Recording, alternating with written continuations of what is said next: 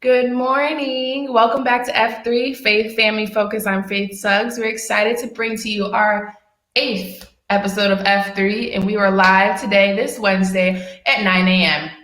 We received many great responses and stories from our last show about beating adversity, coming on top, and our stronger relationship with our faith. We had a wonderful guest in Miss Kyra Lambert, and we are going to bring her back. Welcome, Kyra. What's up? Yeah, we had an awesome conversation last time. We touched on a lot of cool stuff. And today, we got so many good responses back, and I felt like our conversation was stunted because like an hour is not a long enough time for me and you. We need more attention. So today we're gonna dive into a little bit more of grace, which we got to touch on a little bit at the end of the show on Monday, but also how to use grace in your faith to become a great leader. You and I both were captains. You were captain for what, 3, 4, 5, 3 years? 4 years. 3 or 4, something like Yeah, I that. was trending. So we had you had to work your way up to a captain at Duke, but Mhm. um, I see our people, they're tuning in. Hernando, how are you? Hey, So today we want to talk about becoming a faithful leader, which is really important, and I'm glad that I have Kyra here. I wanted to bring her back because me and her are very two different styles of leadership. She is more of the long-term process leader, great one, and I am more direct in the moment leader. And I don't know how else to explain it, but it's on yeah. point with very whatever. But I think that it's great because both of us are very great leaders that kind of go off of a philosophy, and whatever the Mhm. philosophy is, we understand, and how we act and everything is through our standards and the standards we have for the people around us. So it's exciting. I'm glad you're here. Um, we are going to dive in for those of you who missed our last show. Kyra is my former teammate and roommate and friend. She is a Duke graduate, a Duke, I don't know how to say your graduate student, but you're Duke Business Fuqua School of Business successor. So you have 2 degrees now. 2. Ten. You're going into your 6th year of college basketball and college. Indeed. And Yeah. she's the brand new point guard for the University of Texas Longhorns, which is really exciting because there's some big changes going on over there. Yeah, She's a for very sure. strong woman, and she's a great friend of mine and a great follower of Christ. So we are excited to have her again today. So, Kyra, how about you kind of give us a background of your leadership in the last 5 years, kind of? Okay. Um, all right, so coming into college, it was it was an interesting situation because our team didn't have really any guards. They had like one guard returning, Becca. And um we brought in 5 freshman guards. Right. And I was a point guard, and trying to lead older people is always interesting territory to navigate. Um, so definitely had to pray a lot about that. But I think as comfortability grew and you got to know your teammates, and we started gelling more, the chemistry was building. At Mhm. that point, whenever you stepped on the court, it was like age didn't matter at all. you Mhm. know it was just, this is our task, this is what we need to get done. Right. I'm a point guard, I have to lead. So it was really like I had no choice.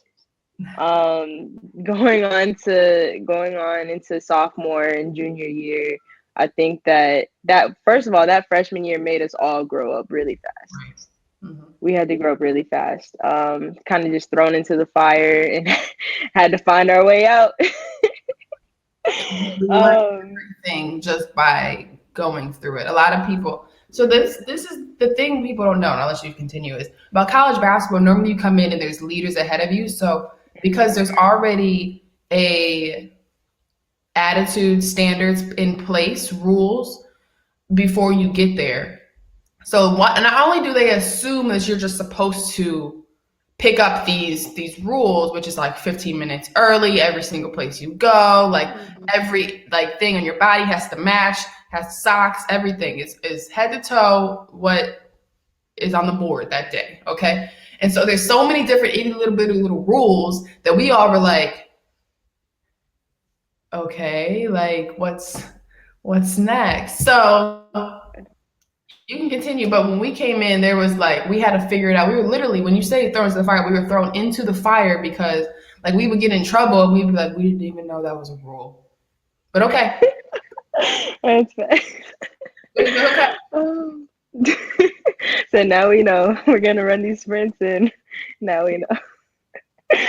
Oh, but going into like our sophomore and junior year, um, we were more established. We had more experience, and I guess this is where we can kind of touch on our different leadership styles. Right. Mentoring the incomers. So our sophomore year wasn't bad. There's two people coming in. Two people, Not a lot easiest of recruiting class. responsibility. Not at all. Easiest recruiting class. They were responsible, didn't talk much, did what they needed to do. Great. That next recruiting class, our junior year. Whew, what? I love y'all to death, but that was a challenge. What was the Um, hmm. yeah, yeah. That was a challenge. So from my perspective, my leadership style is I try and be very intentional about things. So checking up on people off the court, you know, telling people, hey, let's get in the gym, let's get up some extra shots. They're like, oh, I have this. I'm like, it'll be there when you get back. We need to go and get some work in. But I was always I'm more of like a like relational and like lead by example type. Right. As a point guard, I'm naturally vocal. Mhm. I'm supposed to be naturally vocal. I had to work on that coming in. But now I'm more naturally vocal Right. because I did not talk a lot. Yeah. But Faith, you can kind of speak to your leadership style because I thought that Faith was really the glue that held our team together for sure. Yeah, I think that for my leadership, we came into our leadership with two different areas too. You came into it where you were literally thrown into the fire where you were the starting point guard, where we came in and like most of our class was like either injured or we were on the bench because we were young, but it was like I was able to learn from watching and seeing. Mm, So everything that mm, kind of came into who I was and the decisions or what I would say was kind of off of hearing what the coaches said. So mm, anything Coach P responded or how she wanted things to be done, I can see firsthand. Well, when you're out there, you're like, okay, you go off of actions, what happens, stuff like that. And when she says, mm, for me, mm. I sat between Rini and Hernando, so I heard every single thing that was supposed to Yeah, happen. And yeah, then Coach P would come down and be like, why didn't? And she would look at me, and I would look at her, and I'd be like, I don't know. I'm yeah. still learning. So that's when I started trending. Coach B had this term called trending, which is like you're not ready to be a captain yet, but you're trending. So my first 2 years I was trending, but I was still thrown into every single activity and Yeah. meeting and team building stuff. And so for me, I think that was great because that was a learning process. But my style definitely kind of came out I think a little bit more my sophomore year, Yeah. Yeah. um, which is way more vocal than you, way more Yeah. direct. There's not Very much of a direct. buffer. It's more of not exactly what you want to hear, but it's what everyone's thinking and no one's saying. It's what we Um, need to hear. yeah. And I think that's because Coach P kind of gave me the leeway to be that way. And it's not like I didn't learn this. I learned this from people ahead of me. Like we were beat up on as freshmen too. Like we had people who were that type of leadership style, whether it was Kendall or Amber. Like it was very direct and it was what it was. Hmm. So I think I kind of embraced that, but it's also because I kind of bought into the philosophy of who I was playing for, the program I was in. And that made it easy for me to be a great leader, to be someone that kind of was the face and like of how we're supposed to be at Duke, how we're supposed to act in certain situations. So Yeah. I was definitely more direct. I was definitely more vocal. I don't know. Maybe we can describe each other better than we describe ourselves, but Yeah. you know what I mean? Yeah. Um, Faith is like the definition of tough love. Like you will, I don't know, we'll do a drill three, like two, three times. We won't get the goal. Faith is the one that'll stop everything and call out who's not doing their job. but she'll say it in a way that like nobody can say any like people nobody says anything back to Faith because they know it's the truth. Yeah. Like she spits facts. And honestly, I think that's a sign of respect. You know what I mean? A respect from them to you, but also from you to them because you're holding them accountable and you know that we expect more from each other, you Yeah. know? I think Um, for sure no, go because ahead. we had a lot of great transparency. I think in our middle years between sophomore Mm-hmm. transparency, great transparency between everybody within the program. And Yeah. I think that that was what made it easy. I'm glad you touched on the respect because we also had great respect with one another. One, because we Mm-hmm. were older. Yeah. So we had been in the process for a while. We understood how things were supposed to go. So there was a lot of steps that we didn't have to go through. We could already skip to the Yeah. middle of like we were taking up what we did our sophomore year to our junior year, and it was kind of like a gradual increase. And Yeah. then I think you did a great job. I really want to say, like, you're a vocal, like, live by action, which was a lot of our leaders at Duke, where you took the time to, like, check in on people after the process. Like, Mm-hmm. in the process, you were the voice in their ear, but after you were like, well, do you know why, like, so and so said this? Do you know why? And that way you broke it down where they were learning. Like, they understood Mm-hmm. what it was. And it's not like you were, like, calm, collected all the time. Like, no leader is. Like, Yeah. but it's like you did a great job where you broke it down where it was understandable. Where me it was like they got yelled at, they just learned that's not what you do anymore. Yeah. Can you talk a little bit more about like how conflict isn't always a bad thing? Yeah. with you and I especially, I know many times you snapped at me, and I'm just like, and everyone's like, did Kyra just snap? Did Kyra just did she just do that?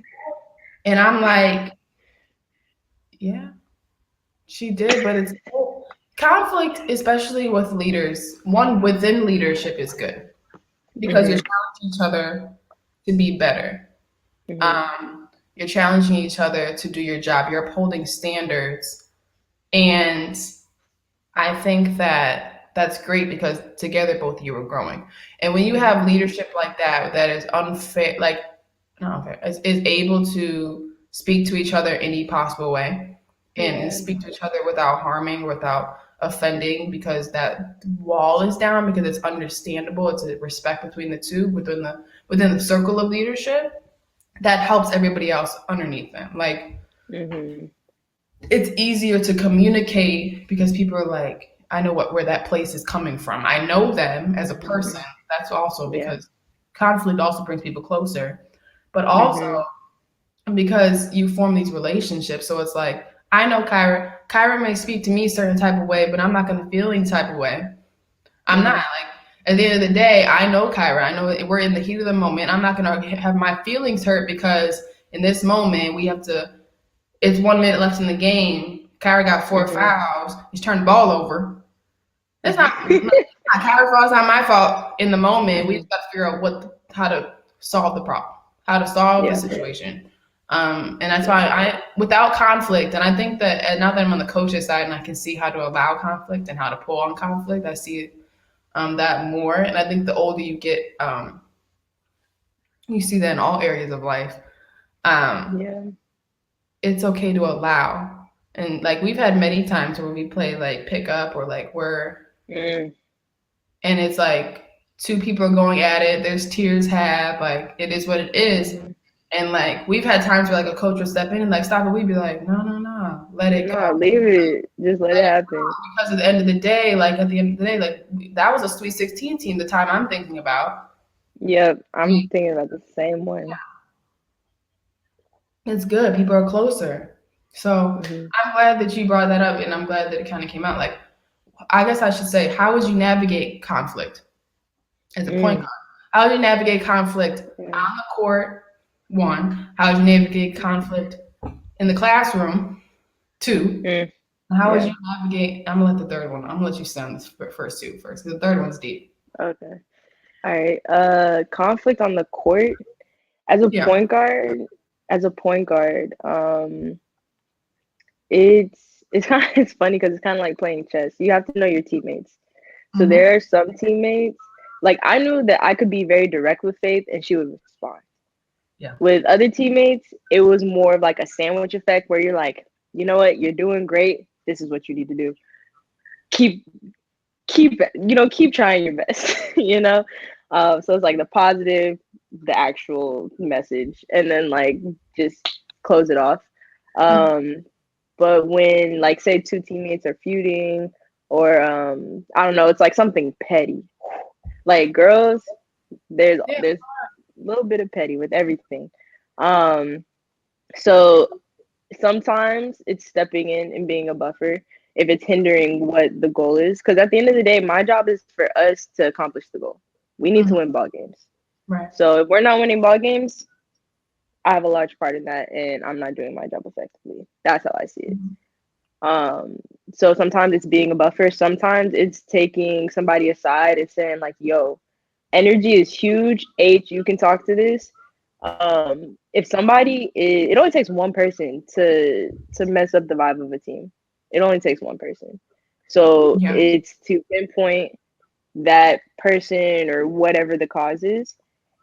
I'm the type of person to take it aside and be like, yo, not, hey, you need to tighten up, but in so many words, it's, hey, you need to tighten up. But I'm gonna go Mm-hmm. about it from a relational aspect, like, hey, like, what's going on? Mm-hmm. Like, is something happening? Like, do you have like, did you just break up with somebody? Is something like happening at home? Like, yo, let's go get some ice cream and let's talk about it. Yeah. So, I think it starts with knowing your people. It really does. And I think we should dive into that more as how important understanding your relationship with other people and understanding the people around you, because this can be any parts of your life. This could be personal relationships. This could be when you get a job. This could be any place. Is Mhm. understanding one the background of people, and that's why it's so important when you first meet somebody. Understand who they are. Yeah. Understand where they come from. Understand some things that push them and some things that maybe like okay, let me not touch on that situation right now. Um, Mhm. I think that one, we were coached by a great woman leader, Yeah. who understood her players more and understood who they are, where they come from. Mhm. So she understood stories. So when she was pushing, pushing, pushing, she still knew the which ones to check in on, which ones not to check in on, Mhm. because and I think that she created great leaders in her captain circle, Mhm. and even in her coaching and her coaches, is where Mhm. she knows that they're kind of like an extension of her, an extension of her leadership. So we knew who to push and who not to push. I Yeah. think that you have to understand people's lives, like what is their goals at the end of the Mm. like. Yes. If you have a Yes. teammate who legit just wants to win games and doesn't care about if they play or not, one, that's just an exemplified version of athlete. But Yeah. when you have that, you don't have to really worry about the person. You can actually use that person as a vehicle. You can use that person to help Mhm. others. But when you have the Yeah. ones around you who are more,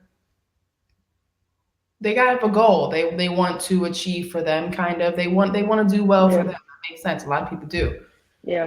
When you have that, that's when you really have to break down who that person is as a person, who that person Yeah. is as a teammate, as a sister, as a daughter to a lot of people. So I think that relationships, and I'm glad you touched on it, are so important. Is understanding who is standing in front of you, who is in the bunker Mhm. with you. Oh, God.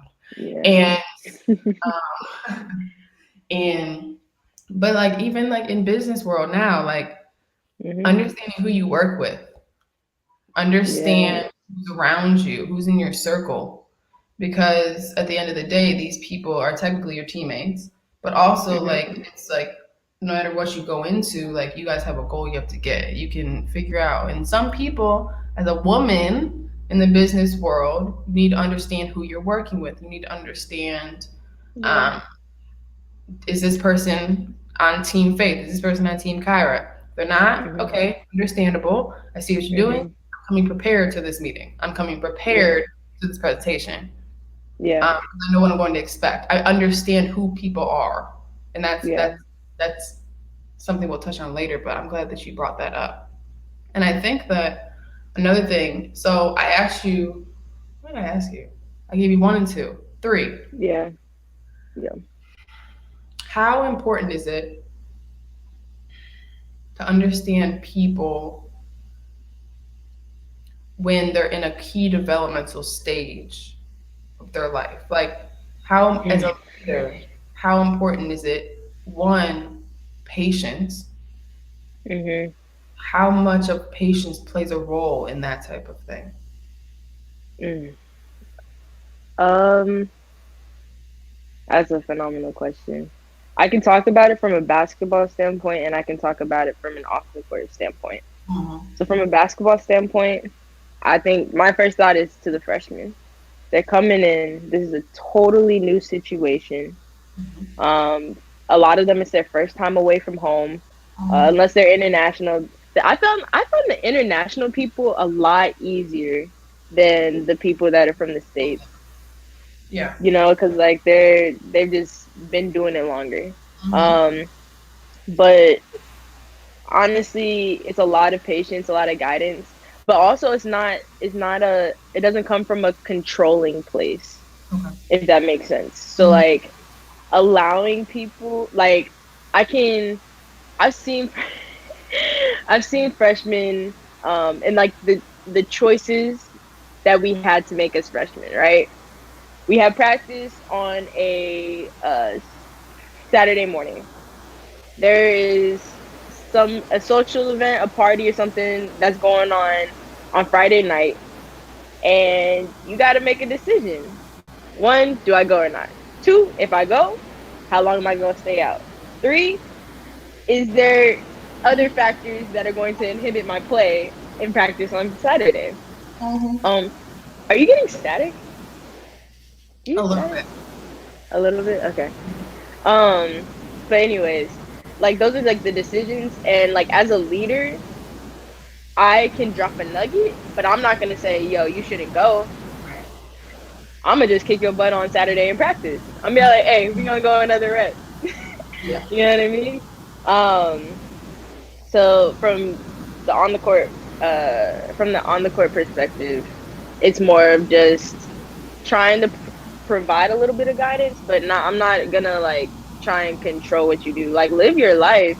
Like sometimes you gotta let people, fall or like make a mistake in order for them to get that lesson and get that learning experience. From off the court, I think about little Kai because Mhm. she's like she's grown up. Little Kai, for those of y'all who don't know, little Kai is how old is she now? I think she's 13 now. But we met when she was like 8 or so, and she's grown up and she's in her like developmental stages, and there are a lot of things that like I try and pass down to her, or this is what happened when I was your age, because me and Kai are very alike.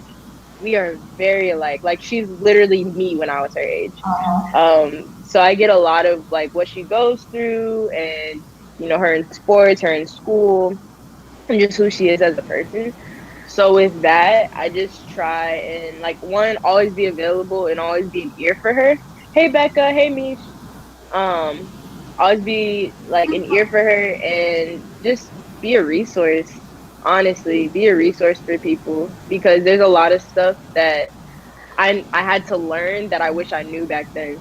Yeah. So No, and I'm glad you brought up Little Kai. 'Cause for people that don't know, Little Kai came to like all our games.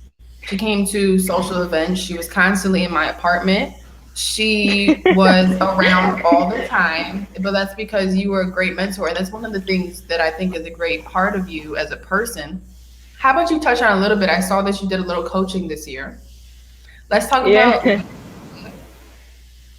in younger people, leadership when you step outside of your comfort zone of Duke or outside your comfort zone of friends and family. How is that? Yeah. Yeah, I think that goes back to what you were talking about knowing where people come from. Because Mm-hmm. so I coached a little boys team, a recreation team. They're in the fifth grade, fourth or fifth grade, so they're young. Attention spans about that long. But a lot of like some of them would act out, some of them would have like attitude, some of them were just great teammates, and some of them weren't. But it wasn't until a couple practices in and I met the parents that I started to understand the kids. Uh-huh. And that Mm-hmm. goes all the way up through college. You know what I'm talking Mm-hmm. about. So it's getting to know people for more than just what they can do for you. Yeah. I think is the best way I can put it. Like getting to know them off the court, where they come from, like who they are, what they're interested in. And then I use what some kids were interested in and I use that on the court to teach them. Like I think one kid was like very like cerebral, had to process everything. I started Mm-hmm. talking to him with like geometry, like shapes, and like make this like I'm just trying to relate it to you. And like honestly though, he got it. Like one kid had so much energy. I'm talking about he would run around in circles. He'd be like, "Did I do it right?" I'm like, "No, but keep on going." But like I had to use that and I was like, okay, this is what I need you to do. I need you to stand right next to that kid. I need you to box him out and just like push him all the way to the sideline. And he was like, all right, I got it. And he would like run back out on the court. And that's exactly what he did. And like the first time he got like a box out rebound, I went nuts on the sideline. It was literally just a rebound, but like having that reinforcement, that positive reinforcement, and like to see his face light up, I was like, this season is a win. This season is a win. So, I'm glad you said, can you say what you just said again? You said understanding people not for what they can do for you, not mm-hmm. just what they can do for you. I think that's so important because the definition of leadership, even the idea of being a great leader, is not just selfless, but it's seeing other people achieve or seeing other things coming together like a puzzle. That is what's more affirming than understanding people say, "Oh, you're a great leader, you're a great this, you're great that," or "Great job." At the end of the day, when you're a leader, you get no applause. There's just at the end of the day, you get all the negative, Mm-hmm. Yep. and it's understanding that when you get more negative, it normally means you're doing something right, or you need to make sure the people beneath you who are like within your area of responsibility are acting accordingly, especially in a Yeah. team setting. But one question I have for you is how do you apply your lessons learned in faith Mm. to relationships with your coworkers, teammates, classmates, or friends and family? Yeah. Yeah. I think one that just like popped in my mind immediately was surrounding yourself with people that are going to one hold you accountable and two make you better, challenge you and make you better. That's something that like me just like getting in my word has taught me. Like the old saying, birds of a feather flock together. You are the company that you keep. Like making sure that even though you're a leader and people are looking up to you, there are still people like this is something that Coach P also taught me. Like Coach P had her circle people that she like was like mentored by, bounced ideas off of like other, like coaches on the men's side that she would talk to, just to like pick their brain. Like as a leader, like reach out, use people as resources, even if it's not in the same thing that you do, because you'll learn a lot from people in business, from like professors. I sat down with a lot of professors and people in administration that taught me a lot. Nina King, um, Gerald, Mitch. I love Mitch. Oh my gosh, my heart. But yeah, so Kate. Oh my gosh, Kate. I spent so much time in Kate's office. Anyways, I'm on a tangent. But but yeah, I think one, surrounding yourself with great people. And then also the Bible talks a lot about trees and bearing fruit. Okay. And you know a tree by the fruit that it bears, right? So one, I think of ourselves as seeds. This is like this, follow me on this journey, okay? I think of ourselves as seeds. And as a seed, we have what we need inside of us. We have our purpose inside of us, right? We may not know it yet. We may not know exactly what it is, but it's there, right? So that seed is not going to grow if it's not planted in the right soil, Right. right? So finding, where you're supposed to be, the people that you're supposed to surround yourself with, people that are going to water you and help you grow. Okay. And then as we're growing, right, we're bearing fruit. So for me, I think of this as like leaving a legacy, passing on what I've learned, what I've experienced, and making it something that is consumable for others to take from. I think of myself as a resource, like you are a resource.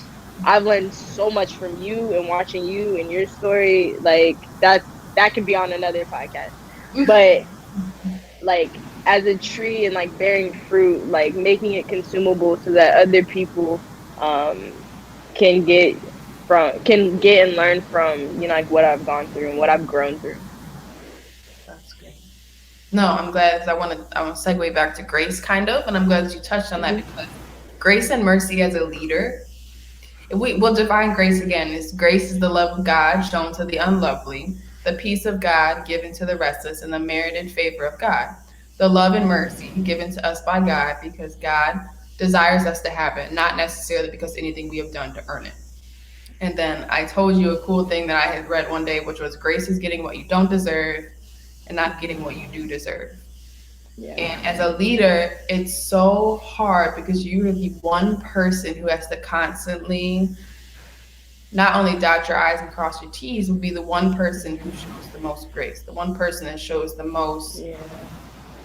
humbleness, kind of in a way. Hmm. Looking at Yeah. yourself and be like, I have to be the one that says, you know what, that's on me, I got it. Or, you Hmm. know what, I was wrong in that situation, I got it. Yeah. How would you say, like, you see this come out the most in certain situations? I think exactly what you just said, admitting when you're wrong and owning up to it. I think for me as a leader, it was like, cause even though like I'm not gonna say I have a lot of pride. Mm-hmm. Like I'm not ashamed to say that. Like I take things to heart, and a lot of like some people might venture to say like if I'm mad I play better. That's debatable. Mm-hmm. Honest. But like it comes from that place of like pride and like competitiveness. Mm-hmm. Um and sometimes that manifests itself in a way that's not always I guess effective for the person receiving it. So I've had times, especially in my freshman and sophomore year, where I'm like, oh, I can think of one. We were in practice on multiple occasions, and we're coming down the court, running a drill. I pass the ball, ball goes out of bounds. I'm like, okay, we got the next one. Coming down, pass the ball, ball goes out of bounds. I'm livid now because we're doing this drill over and over again, and I snap. I'm like, yo, you have one job. Like catch the ball, make a layup. But that's not always like the right response. Like an emotional response, if you feel yourself like having that emotional response, like chill for a second. Like whether that's taking 2 breaths and then hitting the next rep. Sometimes it's not saying anything at all. Sometimes it's a simple, yo, it's my bad. I got you next time kind of thing. And owning up to stuff that isn't necessarily your fault, you know? Um, but yeah, that's probably the hardest thing is coming back around after something has happened and having to reiterate a situation and admit when you're wrong.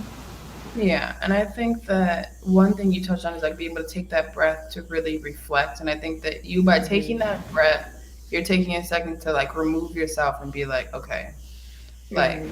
my B, that's on me. Let me look at how the other person sees. They're probably like, dang, can you catch the ball again? Or you get the Mhm. person who's like, wow, Yeah. that was a terrible pass. I can't, she keeps Yeah. moving the ball terribly. Or this person keeps putting me Yeah. in the spot in this presentation. Or this Mhm. person didn't do any work. And now and so you're in this position where you constantly have people who you may not see eye to eye as a Yeah. leader. And that's normal. That's an everyday thing. I'm almost positive. Every day you have some sort of like backlash, okay, pushback. Mhm. Um, Yeah. and I think that in the moment, I say this a lot, is remove yourself, listen, and then like re-enter, which is like remove yourself from the situation, Oh, I like that. rise. where you can see the thing Yeah. from an outside point of view. Um, Yeah. and when you I do that, want go ahead. No, finish. Go ahead. and by doing that, you have the ability to kind of hear what the person's saying. You can now listen without like being offended. And then when Yeah. you answer, now you're in a place, a healthy place where you're understanding where they're coming from, and you're not missing a Mhm. moment of growth that they're going through. But also Mhm. now you reflect and you see this person in different light. So now you're able to help them respond and like give Yeah. information that can help both of you grow in some sort of way. Yeah. I wanted to add on to that because it goes back to knowing your people and knowing like we had a teammate that felt like she was always doing things wrong. So if she doesn't catch a ball, then and me reacting in a negative way, that was only gonna hurt her more. That was only gonna make her get in her mind more, and then more mistakes continue to happen and stuff. So that goes into that. But also, I personally, and this is just me personally, um, I've experienced it on the other side of things where somebody or like a coach may come at me sideways for something that I may not have seen as my fault. Later on in the day or like the next day, they'll come around and they like came at me in front of everybody, but then they wanted to apologize in private. Personally, as a leader, I've learned from that. And if I'm going to get after you, I'm also going to praise you equally or more in front of everybody. Like, so as much as I get on you, I'm also going to follow that up with, like praise, encouragement, saying like, yo, even if it's like in the huddle at the end of the day, I'm like, I gone on so and so today, but she had a phenomenal day. I think she was the practice player of the day. And and I think you're right because that comes with consistency. I'm consistently giving Mhm. you the exact same energy every single day. One, because I Yeah. care. Two, because I have that type of energy. Mhm. Like to understand yourself is so important because one, you have to be very sure of where you are in your place in life in order for you to walk in an Yeah. office, walk in a door every single day to become a leader. Yeah. You can't carry Mhm. baggage, you have to check it at the door. Like Yep. that type of person is who has to be in charge. So the situation you're talking about in that type of area, one, that person lacks perspective.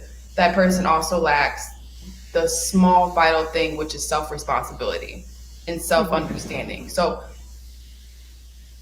as a leader, I'm understanding, like you just said, I'm coming for this person today, and then I'm coming Mhm. to them right after practice and been like, "What's up? Are you good? Mhm.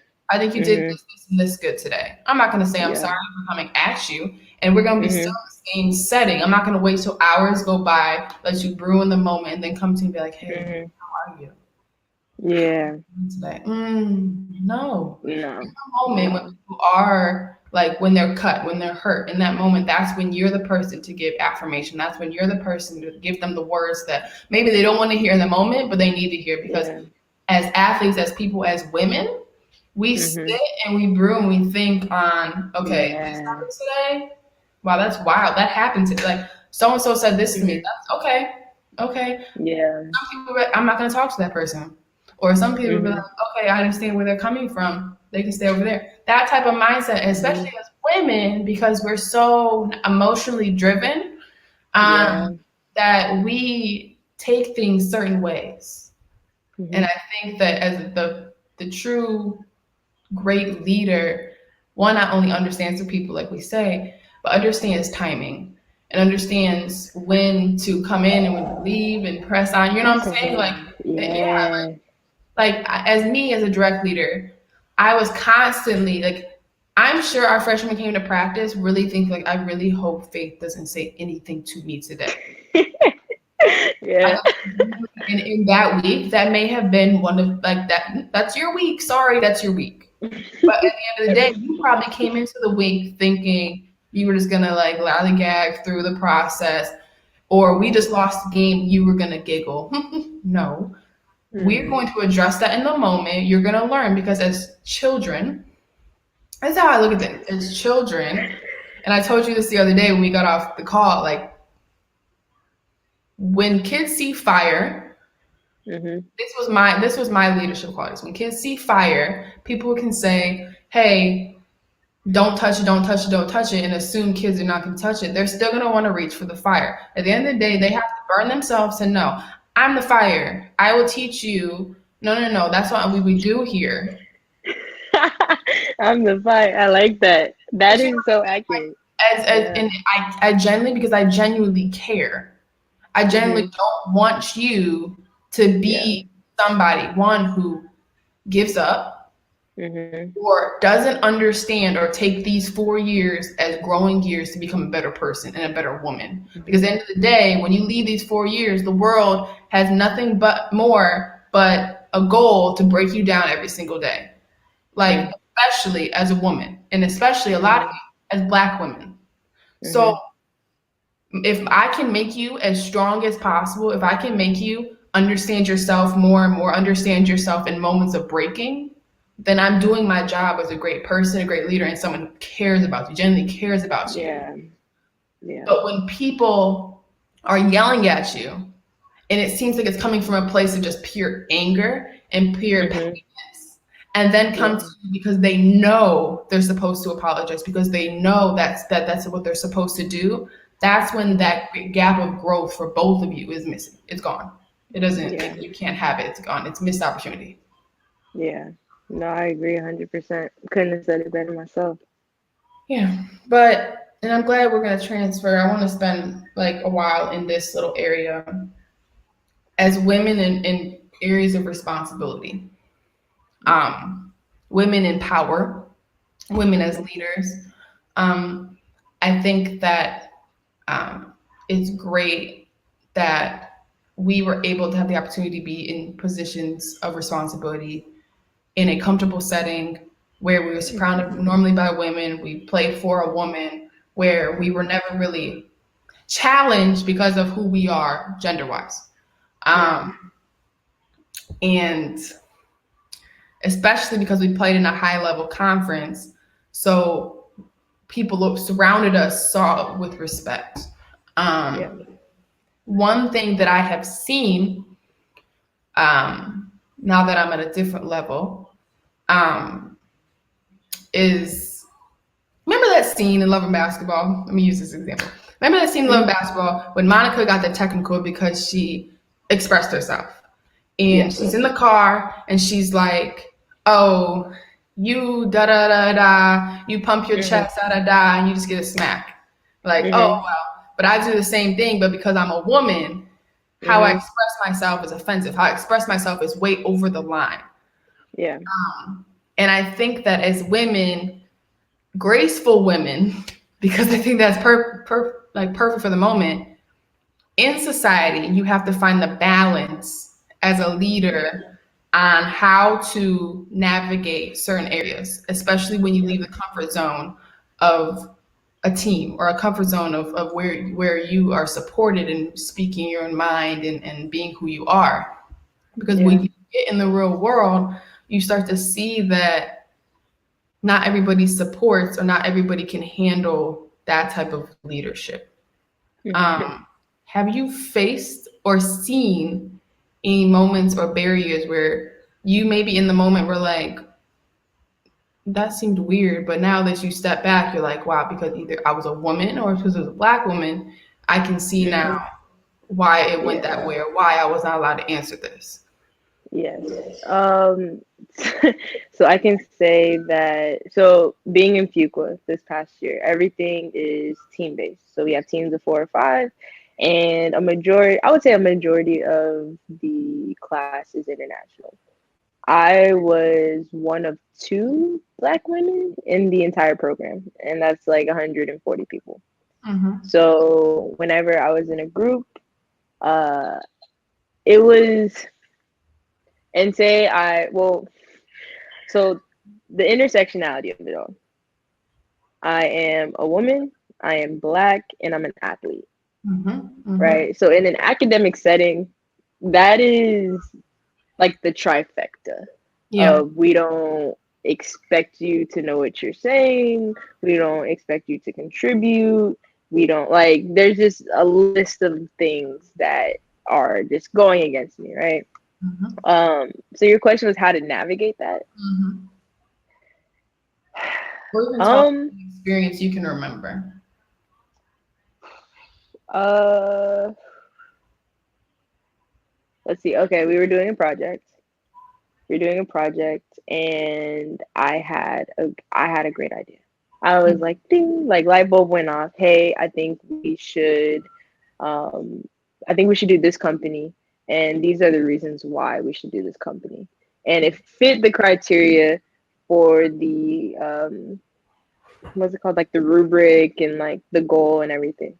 Mm-hmm. So there's 5 people in our group. So it's me, 3 other people are all on the same page. It's Mm-hmm. like, yo, Kai, I think this is a great idea. There's a Caucasian male, that decides to speak up and is like, hey, I think we should do this company. And these, like, I've already done like most of the project. I'm like, but the other 3 people all went with his idea. I'm like, y'all were just sitting here. We had it all planned out.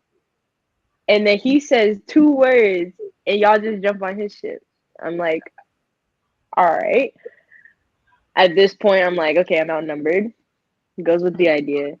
Mm-hmm. And the project went fine. Like getting the project done was never the issue, but it was the lack of respect in the situation. And from then on, like I very clearly was stated my position on things. I very clearly, like you said earlier about being prepared and knowing what to expect, always prepared, always contribute, and like was very like I knew what I was doing. I participated in class more. I'm like, I'm not about to be the person that just sits here and gets by. You know Mm-hmm. what I mean? I'm not gonna be what you expect me to be. I'm gonna be better than that. Mm-hmm. And that's kind of something that's driven me through school and through, athletics and stuff like that as well. And I'm glad that you said a situation like that because it happens almost every day, and I think every woman has been through it. At Duke, for sure. Yes. At a extremely high academic institution, you explain the trifecta, and not a lot of people understand unless you go to like a very high level academic or Ivy League institution. Hmm. You're surrounded by kids who are valedictorians, and normally the racial dynamic and demographic of the university is highly Caucasian or highly Asian. Hmm. Um, And so these kids are coming to you not only with their chest all puffed out, but because they have constant years of affirmation telling them that what they're saying is 100% correct, to disregard what Hmm. everyone else is saying, and that what they're saying should be what we go with. What they're saying should Yeah. be the end correct answer. Um, Yeah. and I think that many of us have been through positions like that, especially where I took a lot of weird classes. We covered that last time. Hmm. And a lot of the classes I took, normally either I was the only woman or yeah, I was normally the only woman, which was weird Hmm. because I took women's studies classes. Hmm. And where I took a lot of African American studies classes. I took a lot of Hmm. weird classes. Because I was the only woman, one thing I learned was like they would say things and I'd be like, they're crazy.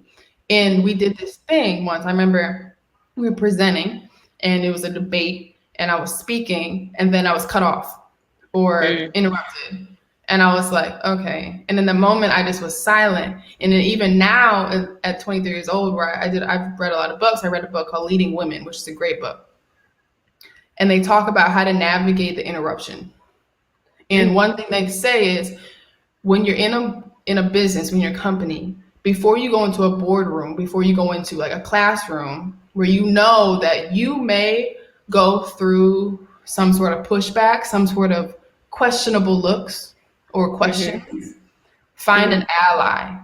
So Okay. somebody in the room, whether it's a woman or a man, who normally leads, find that ally so that Hmm. when you're presenting an idea, you're presenting something, that person can, when the pushback comes, that person be like, well, hold on, let's remember that so and so just said that. Hmm. So Hmm. just said that. Because a lot of times that happen to women is we say something and then five Hmm. minutes later a man or someone else says, The exact same thing, and because they say it, everyone's like, "Oh, Oh that's yeah, that's let's do that." great. Yeah. And you're sitting there like, "I just said that. Like, Mhm. I just said that." Mhm. But I'm not heard. Am I Mhm. speaking? So by getting that ally, that's somebody who can look forward to you and be like, "Hey, Faith or Kyra just said that. Mhm. Let's Yeah. navigate back to them." Yeah. Kyra, Faith, I know you just said this. What would you Mhm. like? Can you dive into that more? Mhm. That navigates that part, like the idea taker.